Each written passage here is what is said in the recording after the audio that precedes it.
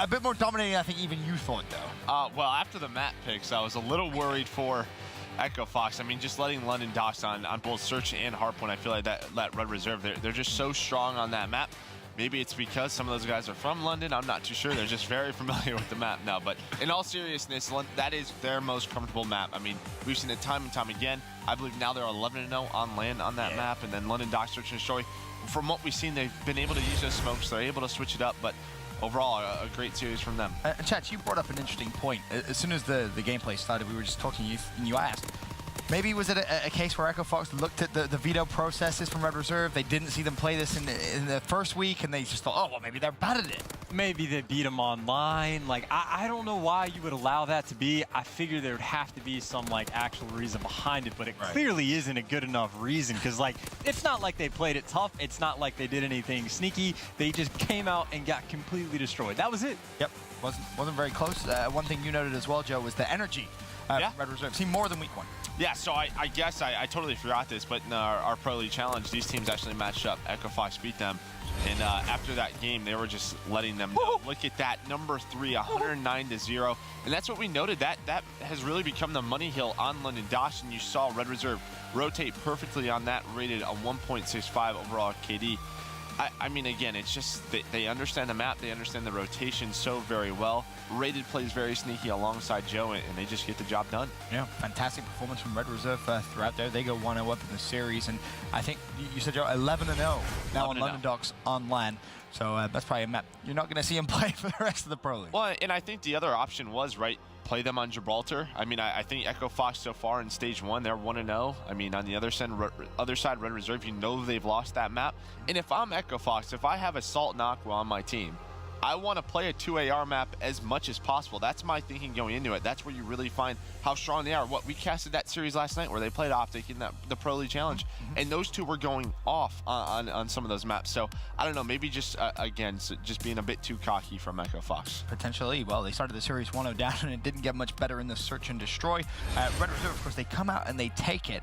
One interesting thing, Chance, which you picked up on, was that Josh's use of streaks, or I should say streak selection, didn't actually have a fighter pilot, which was interesting because he called in a glide bomb, and then you saw everyone for Echo Fox expect him to have something else to use. Yeah, I think it was like the 3rd or maybe 4th round where he earned it, but you even heard like the comms, well, the people didn't hear, but we could hear it in the venue, at least Vicento, every single round saying they still have a fighter pilot, they still have a fighter pilot. So they had to play 6, 7 rounds, everybody has Mountain on, or they have to play inside. But we saw situations where Aqua was playing solo by himself inside a tin, he gets picked apart because he's forced to be inside, and they're not able to play a comfortable game. They had to play for picks every single round, and of course, how are they supposed to know that Josh doesn't have that fighter pilot? But either way, I don't know if it's mind games, if you forgot to put it on, but either way, that was part of it.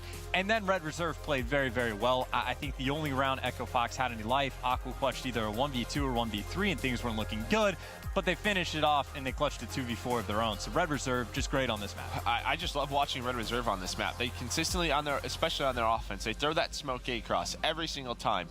They'll fake it, they'll go B, they put the bomb down, they set up, they clutch a 2v3, they clutch a 2v4. Then out of nowhere, or around, let's say the 7th round on their offense, they'll just go into A. They'll get the bomb down. Echo Fox, again, has to make adjustments. They just guess wrong, and Red Reserve makes the correct play every single time. It's funny because you actually heard rated, huh? Then, of course, the CTF comes along, and if there was any chance for Echo Fox to get a little bit of revitalize himself, it had to be here. But again, it wasn't the case, Chance. Red Reserve came out, and they had a point to prove. They know how important this game was. Yeah, and it was brutal because they got what? They got a flag cap in the first minute and a half, it seemed, and then Rated gets streaks instantly, and they know that. So Echo Fox goes into it. We're down 2-0 in the series. Now we're down 1-0. Now we have to deal with streaks, and streaks on floors are so important. But to Echo Fox's credit, they did a pretty good job of trying to fight back, but then they just got caught up in some incredibly unfortunate situations that are completely their own fault. One, obviously, the guy with the flag shouldn't be taking a one-on-one gunfight, but more importantly, they had a flag run, and here, Saints was inside a dome for the longest time. There is a team nade inside a cabin, which should not happen. The player literally thought it was an enemy, sticks his teammate with the nade, but now the guy mid-map dies, mid-map's open, Saints never rotates back from dome. Of course, he shouldn't have to, just because the teammate shouldn't come in, but reacted that situation poorly, and then the game ends. I think it was Vicento calls in the glide bomb, kills the guy in the back.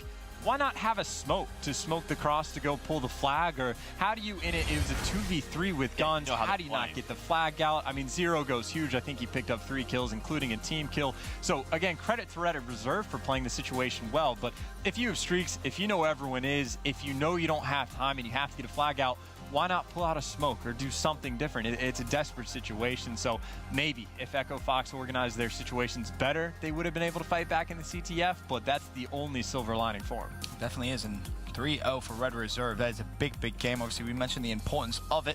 It could well be that battle for 4th place, and of course, 4th place equals playoffs. Well, here's the thing, right? I think these two are sort of the two we're discussing. Who's going to be 4th or 5th in this series? You feel like TK, Rise, and Optic, they're about just a step ahead, just based off results from what we saw in week number 1.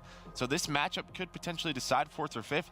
Then you have to think Echo Fox, when they rematch against Red Reserve, to cause some sort of tiebreaker, they're going to have to then 3-0 Red Reserve. So just that fact that it was a 3-0, that's a very big deal in the grand scheme of things. Could potentially have big implications come the later part of the Pro League, that is for sure.